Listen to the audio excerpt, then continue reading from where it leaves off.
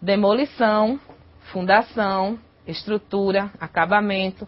Nem sempre tem demolição, o tipo de fundação é variado, né? As estruturas podem ser estruturas em concreto, pode ser estrutura metálica, e quando chega na fase de acabamento, aí é que a gente vai ter uma série de materiais que podem ser usados, cerâmica, gesso, madeira, né? Então, quer dizer, aqui está uma divisão bem macro do que é uma construção.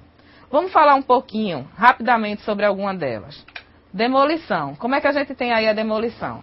Pode ser uma demolição mecanizada, né, através de máquinas, uma demolição manual, ou pode ser uma demolição através de explosão ou implosão. Então, desculpa, tá? Essa demolição, ela pode ser feita dessas três formas. E os cuidados em cada uma dessas etapas? Vamos ver aí, bem rápido, tá? Porque vocês vão pegar a norma depois e vão fazer algumas atividades em relação a isso. Então, na hora que vai se usar, de fazer uma demolição com explosivos, a gente tem o quê? O risco do próprio explosivo. Os cuidados com explosivos, que inclusive está lá na NR19, né? Quais são os cuidados que tem que ter. Nós temos quedas de materiais ou pessoas. Temos ruídos excessivos dessas máquinas. A gente tem rompimentos de cabos de aço quando você vai fazer o transporte desses materiais através das máquinas. Nós temos exposição a gases tóxicos, porque aí você pode ter na hora da demolição, alguma tubulação enterrada ali que não sabia e haver vazamento desses gases. Nós temos também a questão da energia elétrica. Então tem que ser verificado antes se tem alguma instalação elétrica passando por ali para pedir à concessionária que ela seja desligada. E o desmoronamento das estruturas. Tanto a estrutura do prédio como às vezes até estruturas vizinhas, né? Elas podem cair, podem rachar, podem inclinar um pouco quando você está fazendo uma demolição. As medidas de controle.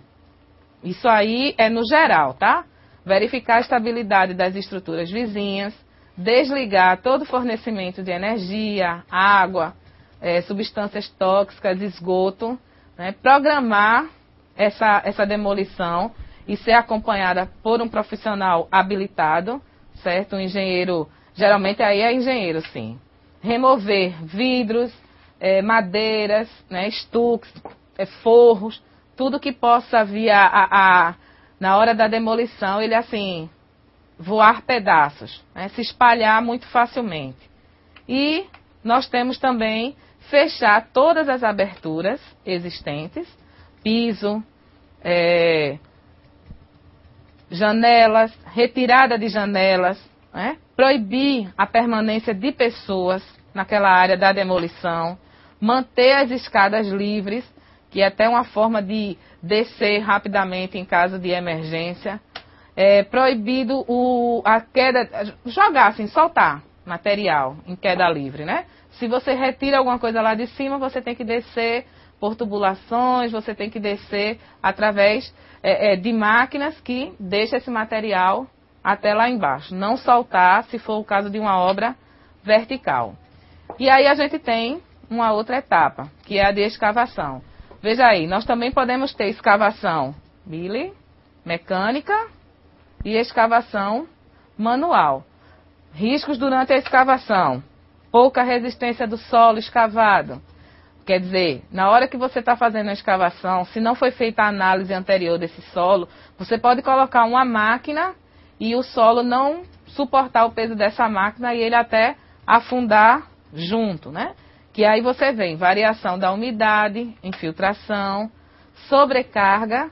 Quando se está fazendo uma escavação, tem uma distância que tem que colocar esse material escavado, para que não fique pesando nas bordas da escavação e não haja desmoronamento desse material em cima dos trabalhadores que estão ali dentro ainda dessa área escavada. Vibrações próximas à área de escavação, que também pode causar desmoronamento. deslizamentos de terra ou de rochas, né, de pedras, contato com tubulações enterradas, que aí você também, da mesma forma que tem durante a demolição, na escavação você pode encontrar alguma tubulação ali de gás e na hora que pegar a enxada e colocar a enxada ali, furar algum cano e haver até uma explosão. Execução de escavação em áreas, quando você tem o lençol freático, que é a parte de água, e aí você sobe logo a água e pode até prejudicar os trabalhadores, né? Então você tem que usar de uma forma que coloque uma bomba para retirar essa água dali. E exposição também à eletricidade, direta ou até mesmo indireta. E aí toda a área deve estar isolada, por quê? Porque pode haver queda de pessoas, inclusive pessoas que não estão, que não fazem parte daquela equipe, certo? De escavação. São justamente esses cuidados que vocês têm aí. Verificar a existência de instalações subterrâneas, sinalização de advertência, principalmente quando for à noite, e a sinalização tem que ser bem visível, então com lâmpadas, com material fluorescente, com placas, com fita zebrada, né, que é aquela amarela e preta, para que todo mundo observe que ali tem uma área escavada. Proibir a entrada de pessoas estranhas, facilita, né, porque se já tem o trabalhador ali do próprio canteiro, ele corre o risco de se acidentar, imagine se for pessoas estranhas.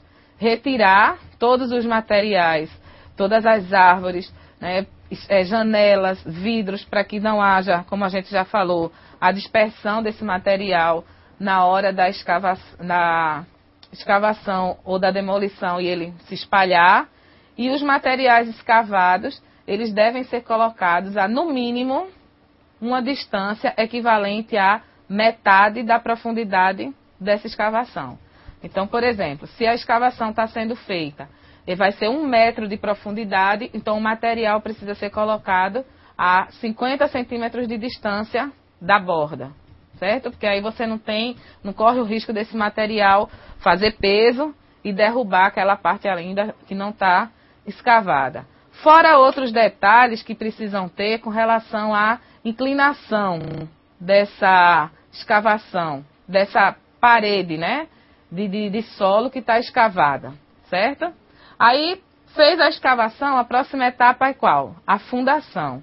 A fundação é a base dessa estrutura.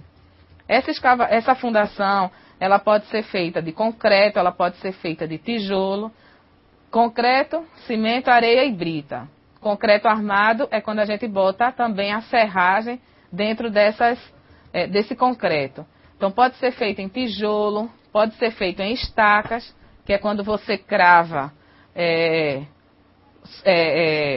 estruturas, geralmente cilíndricas, né, crava lá dentro do solo, para poder, em cima dessas estacas, formar blocos, e desses blocos saírem os pilares para a construção de uma obra.